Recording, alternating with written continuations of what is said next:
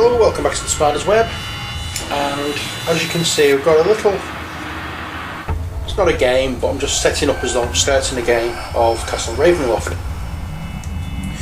The reason for this video is to answer a couple of points by TheClash24, who has asked me after they played a game that does it take an action or an attack to use an item, or is it free? And secondly, in the villain phase we moved all monsters, did we do that wrong? Okay, well first of all let's cover the item question. The items, it will tell you on the cards when you can use them. So in this case, yes, it does take an action. It takes place of the action of attacking. So you can move and then you can use this card instead of attacking. You don't attack using that one. These ones are the adventure treasures, just in case you're wondering you've not seen these ones before. The other cards, the normal treasure cards, will work the same way. So that's basically saying you have to use this card instead of attacking to use it. The same with that one. Use the item during your hero phase instead of attacking. There are other ones which say play this card or play this item immediately, so as soon as you draw that card you play it. And I think there's another one as well in the deck which you use instead of, yes, here on top, the Ring of Regeneration. You use that one when you would draw a treasure card. So when you defeated a monster and you were drawing a treasure card, you could actually play this card instead to regain 1 hit point. So you don't draw a treasure card, you just regain a hit point. So that's covered. I hope that answers your question. So I'll put those cards away. I will deal with now with your second question, which is a little more complicated to answer. So I hope I can do this right. Well, no, I hope I can make this understandable for you.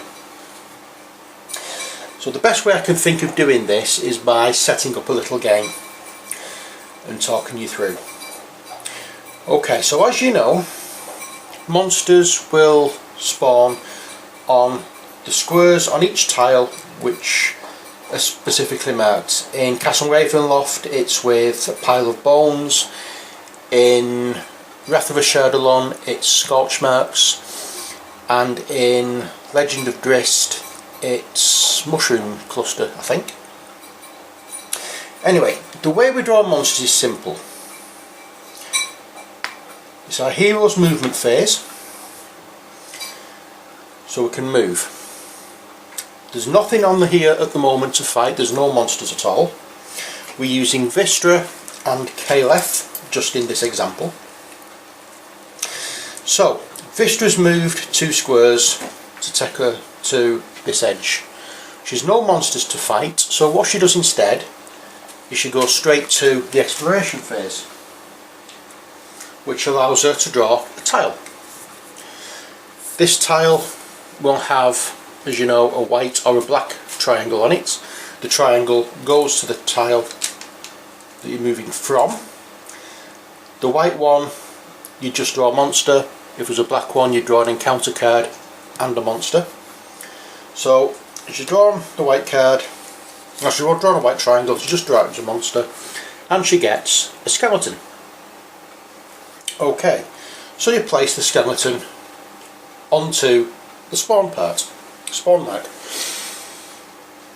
Now it's the skeleton's turn to move, and you just basically follow what it says on the card. Starts at the top, working down. In this case, if the skeleton is within 1 tile of a hero, it moves adjacent and attacks. Okay, so adjacent means any square that is next to the square that the hero character is on. It cannot go on this one because that is a wall. Anything that's solid black is classed as a wall, so it cannot go on that space, but it can go anywhere around here. It can actually still move from spawn point to spawn point, but I'll move it there just for the sake of this example. fine and dandy. If you have a scrap, so basically roll your dice, go from what it says on the card, and then depends what happens on the roll of the dice. You add the number on the dice to whatever it says on the card. If it causes damage, it causes damage, you know, but you basically know that. So I'm not going to go through fighting, it's just the way monsters work. Next, it's Caleth's turn. And Caleth just moves one diagonally to take her to the edge. She could, if she wanted, move down here, attack the skeleton, see if she could kill it, but she's decided no, she's just going to move there. And she's going to draw, she's going to end her movement phase, and she's drawing another card straight into the exploration phase. She has a black triangle, so that will be monster and encounter card. So she draws a monster, which is another skeleton. Okay, so this skeleton will now activate. It does exactly the same as that skeleton, it moves adjacent.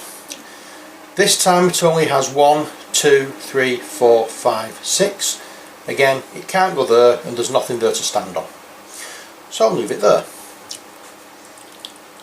Now, we have two skeletons on the board controlled by two different characters. So after this first skeleton, after the skeleton that's controlled by the playing hero has finished its turn, so it will move forward, make its attack. When that's completed, it activates the second skeleton, so that makes another attack. It's the only time that more than one monster that are owned by separate hero characters actually makes an attack. So if for example Vistra had, say, a zombie, I'm just going to show you that it is actually a zombie. If she had a zombie there, let's say I have a zombie figure. These aren't the ones from Castle Ravenloft, these are ones from which was it? Curse of Undeath, I think. It's the Dungeon Commander series. So, say for example, instead of drawing a skeleton here, she's drawn a zombie, it's moved over here, done its attack, and then Caleth comes along, places that, draws a card, it's a skeleton, the skeleton gets spawned, skeleton activates, that's it, the end of the turn. That one will not activate after that. The only time that Vistra's monster would activate is if the only time Vistra's monster would activate in Caleth's turn would be if it's the same monster. Okay, so that's that part over with. Another thing, let's take these away and we'll set up for starting again. Right, nobody's in control of any monsters. So, Vistra makes her move. She moves there, draws a card, or draws a dungeon tile, places it down. Again, that's her hero phase over with. It's now monster phase. She draws a monster card, and again, it's a skeleton. She places a skeleton down. The skeleton's turn, we'll go through on that again. That one moves over, blah blah. They have a fight, dice roll, all that sort of business. Caleth has her turn. Say Caleth moves there, draws a card,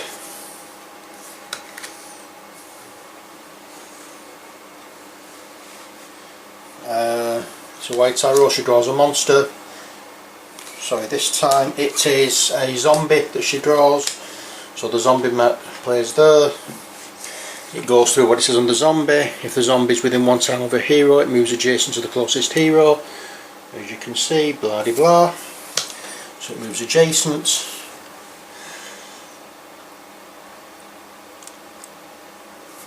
Attacks, and that's it. End of turn. Vistra turn again.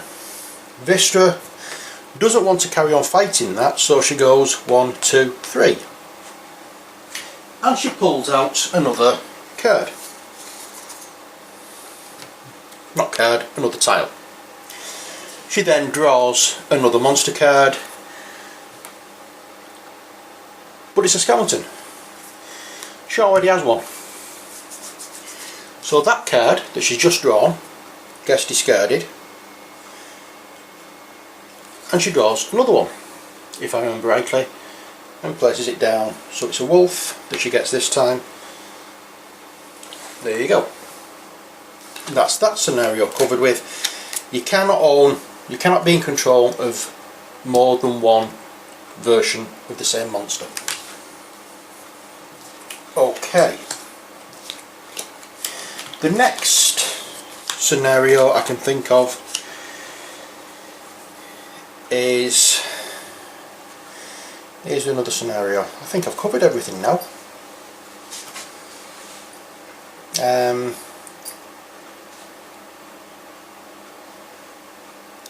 I actually think I've covered everything. I hope I have anyway.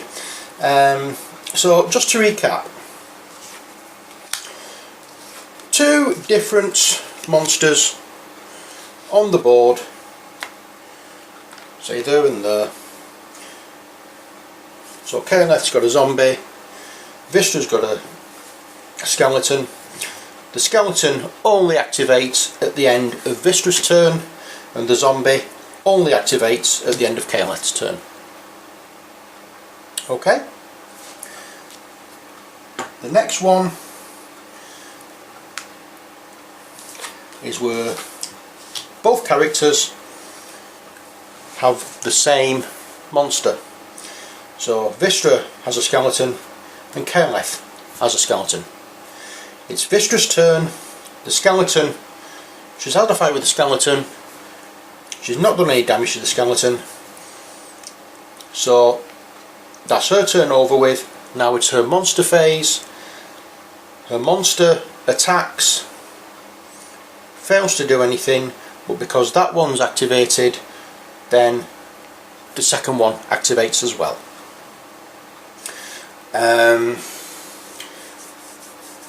So the only time when the same monster, or more than one version of the same monster, is on the table can only be when 2 different hero characters the only time 2 of the same monsters can be on the table is if they're controlled by different heroes. And each time you find yourself in that position where, in this case, 2 different characters or 2 different heroes control the same 2 of the same character, 2 of the same monster, sorry, both monsters activate together. Well, not together, but one after the other. The current player's turn, the hero whose turn it is, the monster goes first, and then the second monster. If they had different monsters, it wouldn't matter. There is something I haven't mentioned, which I'm doing now. So we'll go through this one. Vistra's moved, drawn that card, drawn that skeleton. It's attacked. I'll go through it stage by stage. Might be easier to follow that way. Okay, so Vistra moves, draws the card, it's a skeleton. Skeleton gets placed on there. According to the rules on the card, the skeleton has to go adjacent if it's within one tile. They have a fight. That's the end of Vistra's turn. Caliph moves across to there, opens a new card up, opens a new tile up, draws a card, and it's a zombie. So place the zombie on there. Going from this, if it's within one tile of a hero, it moves adjacent to the closest hero, blah. The zombie attacks Caliph. Next, it's Vistra's turn. Vistra doesn't want to fight the skeleton anymore, so 1, 2, 3. Turns over a new dungeon tile.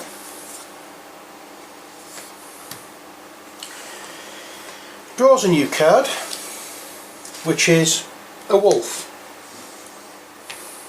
So we place a wolf down. Or in this case, it's substituted by a gravehound. Okay. That's the end of Vistra's hero phase. Now it's the monster phase. Vistra now has 2 monsters. She has a skeleton and she has a wolf. Try to remember which monsters you drew first, because that is the turn order for monsters. So if you have more than one monster, in this case we have a skeleton and a wolf as said, the skeleton will go first. It's within one tile of a hero, so it moves adjacent. Bump. It does its attack, and then it's the wolf's turn. And if the wolf's within 2 tiles, it goes to the nearest hero and attacks. Once they both have the attack, then it moves over to Vistra's turn again. I thought I'd miss one out.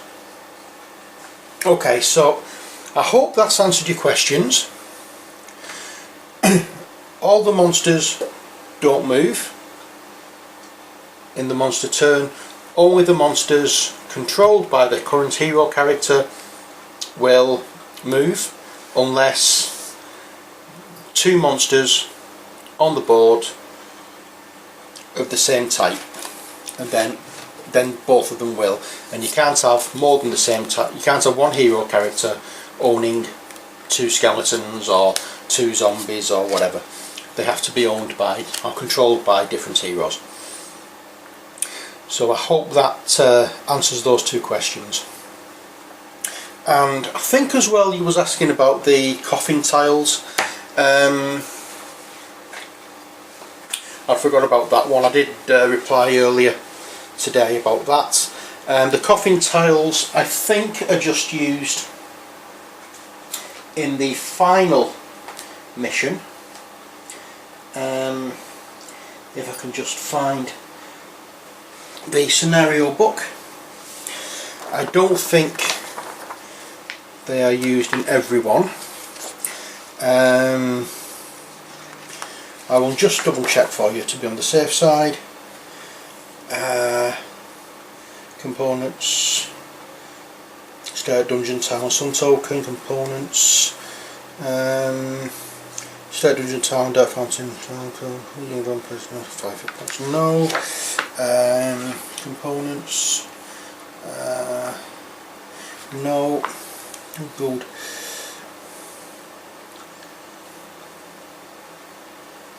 No.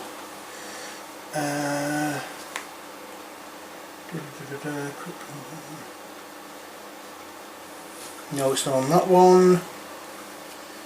It's not on that one. I'm sure it is only used in the very final episode and the very final scenario.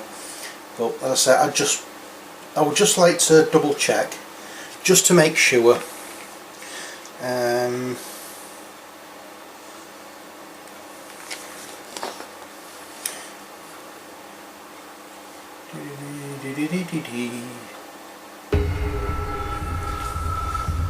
Yeah, the coffin tokens are used in Adventure 13 in the main book. And just to show you in the adventure setup, says the, where are we? The 10 Coffin tokens. There you go. So that's adventure 13. That's the very final adventure in the book. But I think, as I mentioned, you can actually download extra scenarios from Board Game Geek, and I think from Wizards of the Coast as well you can get some. So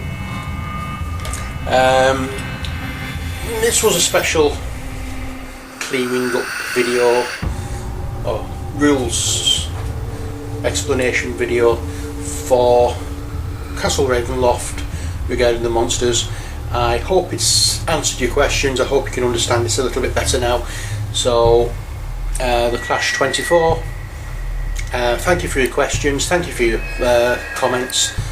I hope you carry on enjoying the game. I hope you carry on enjoying my videos, and as to everybody else, take care, God bless, and bye for now.